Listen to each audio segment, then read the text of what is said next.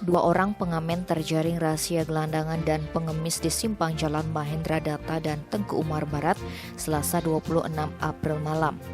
Ironisnya, saat digeledah oleh pihak Polsek Denpasar Barat, mereka kedapatan membawa uang sebanyak 7,8 juta rupiah berikut HP dan sepeda motor NMAX.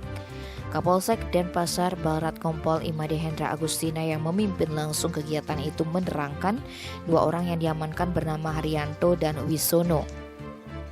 Diduga keduanya mengamen hanya sebagai modus, sebab uang dan HP tersebut diakui memang milik mereka.